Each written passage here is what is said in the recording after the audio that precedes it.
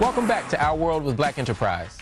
On average, only about 50% of black students graduate from high school in 4 years, compared to 75% of their white counterparts. Who's to blame, and can these numbers be improved? Here to discuss are David Banks, president of the Eagle Academy Foundation, Kelly Goff, contributor to the Loop21.com, and Dr. R. LaRue Lewis, assistant professor of sociology and black studies at the City College of New York. Thank you all so much for joining me. Now, you all have seen the numbers. Graduation rates are low, literacy rates are low. Kelly, what do you see as the root of this issue? Why are we falling so low on the education side? Well, obviously, like most serious problems, it's a multi-pronged problem. It's not just one issue at fault.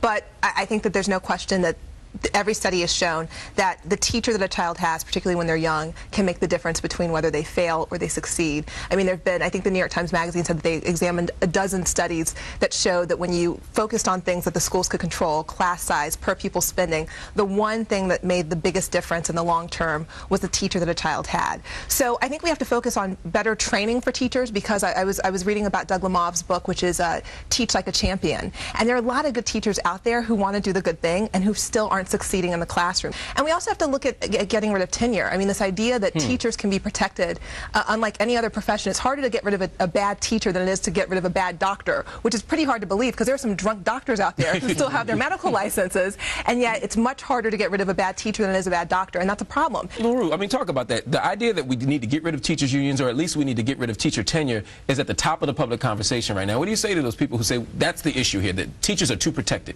Well, I think that it's a shiny issue, an issue that's easy for folks to relate to, but I think it's inaccurate.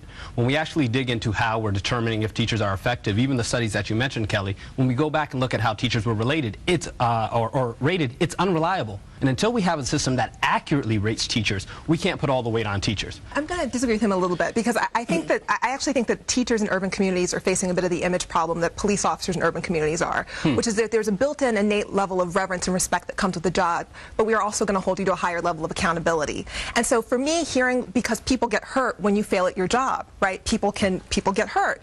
And so for me, listening to teachers' unions, leadership say that the issue is not a bad teacher when a kid fails. It's sort of like hearing a police commissioner say it's not the cop's fault because someone got beaten or someone got shot. I'm sorry, but you've made the choice to go into this profession, and we're going to hold you to a higher level of accountability. It's not the only problem. They're not the only problem, but to say that they're not part of the problem, I think, is disingenuous, no matter who's coming.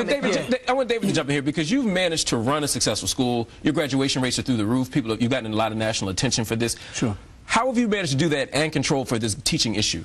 And I think more importantly, I was a teacher for a number of years in a tough neighborhood. And I will tell you that the problem you have is multi-pronged. Of course we have bad teachers, but the bigger reality, as Kelly pointed out, is most of our teachers are smart, they're well-intentioned, but many of them are ineffective. And that's where the biggest part of the problem is. Not the horrible teachers, but the teachers who really do try, but we're not properly training our teachers for the realities of the classroom that we face today.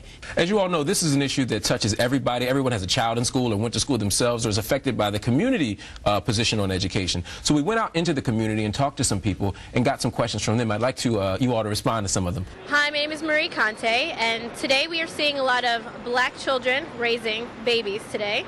So how does that affect the value of education in our community?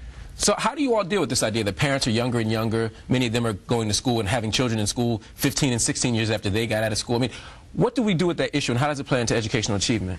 I think what we really have to think about is education is cumulative. If I'm a young parent and I had a negative experience, when I put my children in school, my perception of school is going to be different. So we have to do that bridging work of making sure, even if you had a negative experience, we make sure you understand this school is a space that you can contribute.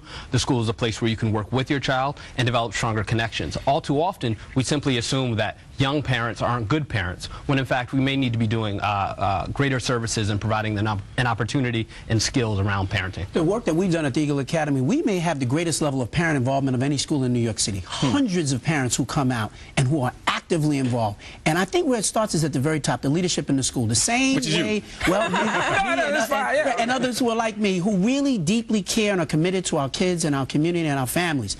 And we say to our young people, there are a lot of people who don't believe in you, but at this place, we have the highest expectations for you. You have to have that same level of expectation for the parents. And when parents know that you're serious about this being a real partnership, and you will hold them accountable for that, it's amazing how parents will respond. But they've got to feel the wow from you. They've got to feel a level of passion and excitement from you as the leader in the school and the environment that you create. You create a winning environment, parents will get involved.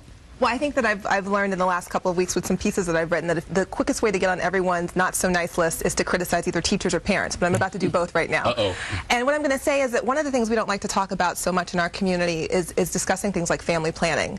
And I find it fascinating that you know, we will say to a kid, you can't drive a car until you're educated and you have a license to do so, but we treat it as though everyone should become a parent. Everyone. And I'm not just talking about from a class level, I'm not just talking about from an education level. Not everyone's meant to be a parent, right?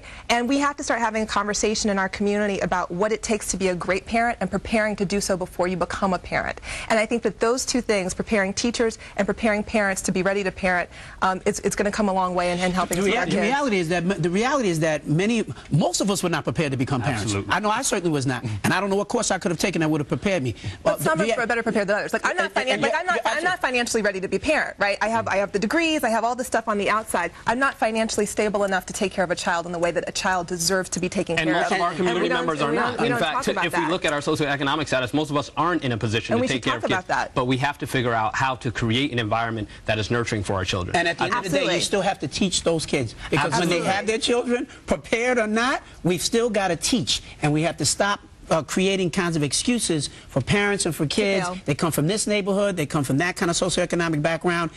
At the end of the day, we've got to teach them. And that's the challenge that lays in front of all of us. David Banks, Kelly Goff, LaRue Lewis, thank you so much for your time. It's been a pleasure having you on the show.